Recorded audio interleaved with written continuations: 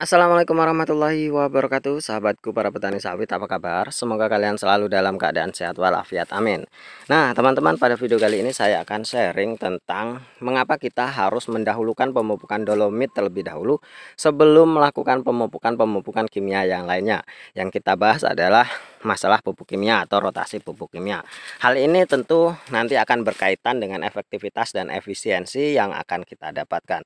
Namun sebelumnya teman-teman, seperti biasa, apa yang saya sampaikan di sini hanyalah merupakan pengalaman pribadi saya yang sudah saya terapkan di kebun saya, yang sudah saya amati, dan kemudian saya ambil kesimpulan dan saya sharingkan kepada teman-teman. Setidaknya apa yang saya sampaikan ini bisa menjadi bahan perbandingan, bahan pertimbangan bagi kita semua pelaku petani sawit dalam tata laksana berkebun kelapa sawit. Tentunya ini hanyalah pengalaman pribadi, bukan dari ilmu-ilmu yang saya dapat dari teori-teori yang ada. Jadi kalau nanti bertentangan dengan teori harusnya seperti ini seperti itu, ya mohon maaf, karena apa yang saya sampaikan di sini memang benar-benar nyata apa yang sudah saya lakukan dan yang sudah saya terapkan dan saya alami di kebun saya.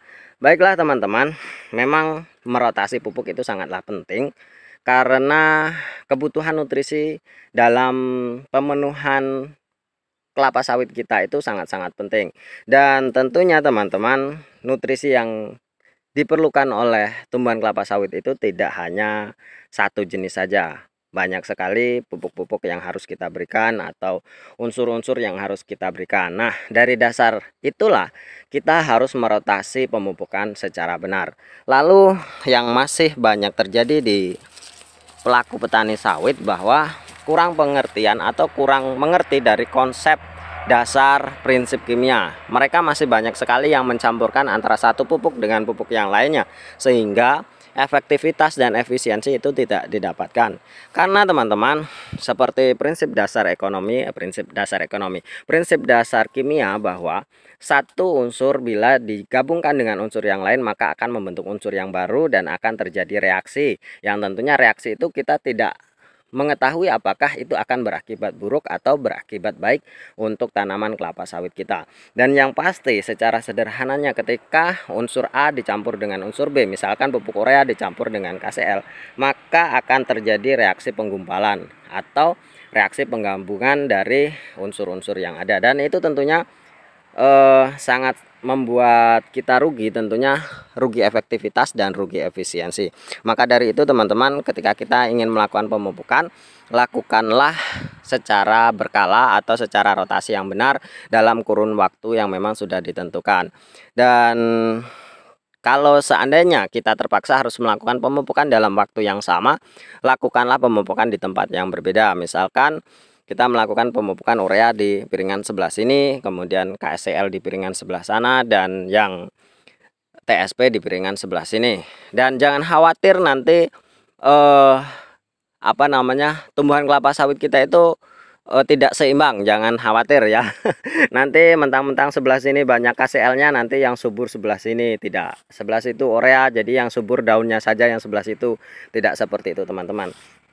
Karena tumbuhan kelapa sawit mempunyai metabolisnya sendiri yang bisa menyeimbangkan dari nutrisi-nutrisi yang kita berikan, sama seperti makhluk hidup yang lainnya seperti kita manusia. Tentunya teman-teman, hal demikianlah yang harus kita pahami, dan ada beberapa prinsip-prinsip dasar yang lainnya yang harus kita benar-benar mengerti, yaitu antara pupuk dengan pupuk yang lainnya itu memiliki kandungan unsur yang berbeda. Selanjutnya adalah memiliki kandungan pH yang berbeda. Nah, perbedaan pH inilah yang membuat kita itu tidak boleh mencampur satu pupuk dengan pupuk yang lainnya. Misalkan pupuk yang ber-pH basa dicampur dengan pupuk yang ber-pH asam, dan tentunya ketika kita memaksakan untuk melakukan pencampuran, maka akan terjadi ketidakseimbangan dari pH.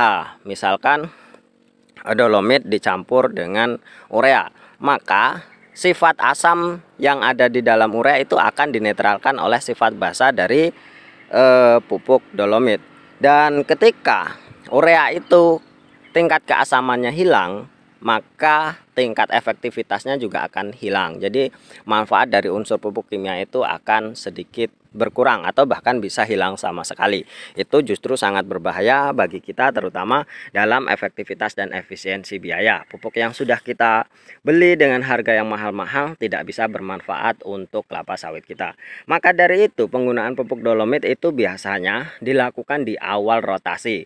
Dan rotasi pemupukan yang baik dan benar itu biasanya 1 bulan setelah pemupukan dolomit, maka boleh dilakukan pemupukan kimia yang lain, misalkan NPK, atau kita menggunakan pupuk tunggal urea, KCL, TSP, boron dan lain sebagainya.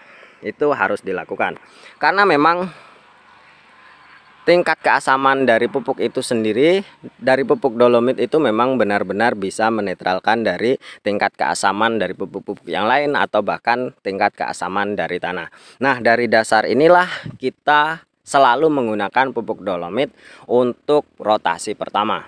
Mengapa harus dilakukan pertama kali, teman-teman? Karena sering kita ketahui definisi dari pupuk dolomit itu adalah pupuk pembenah tanah. Nah, dari teori dasar inilah bisa kita simpulkan bahwa pupuk dolomit ini adalah tugasnya untuk memperbaiki tanah, terutama memperbaiki pH tanah. Mengapa pH tanah harus diperbaiki, teman-teman?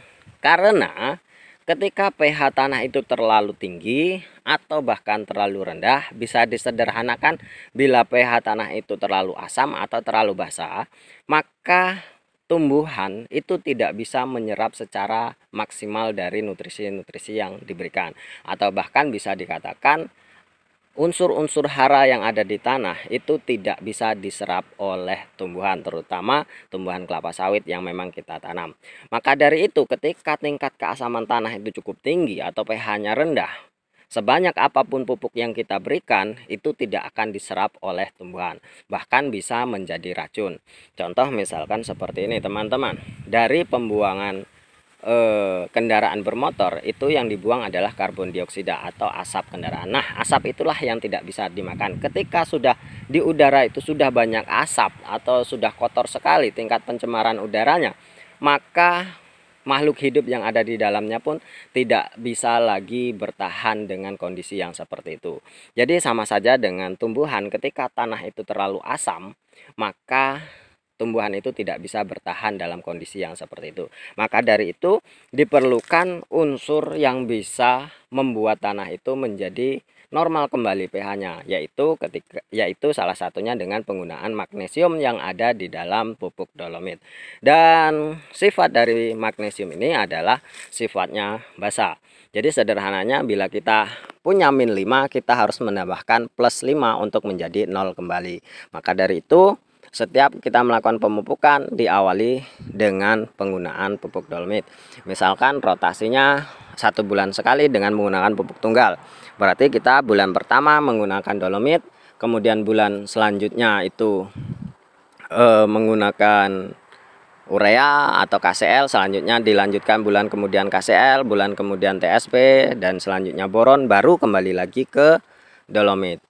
Lalu kalau ada pertanyaan, bukankah tanah itu kok bisa menjadi asam seperti itu? Kenapa harus didolomit? Kan harusnya alam itu bisa menetralkan tanahnya sendiri. Nah, pemahaman ini yang harus kita pahami, teman-teman, bahwa kondisi tanah itu sebenarnya kebanyakan lebih condong ke asam atau ke pH yang rendah. Mengapa demikian? Karena memang banyak sekali faktor yang membuat tanah itu menjadi asam. Salah satunya adalah erosi air. Itu. Yang kedua adalah hujan dengan curah yang cukup tinggi. Kemudian suhu tanah yang terlalu panas akibat kemarau, dan tentunya penggunaan pupuk-pupuk yang bersifat asam itu juga menambah dari tingkat keasaman tanah ya. Dan yang selebihnya itu adalah hasil dari pembuangan metabolisme tumbuhan itu sendiri, itu menghasilkan zat asam. Seperti itu, teman-teman.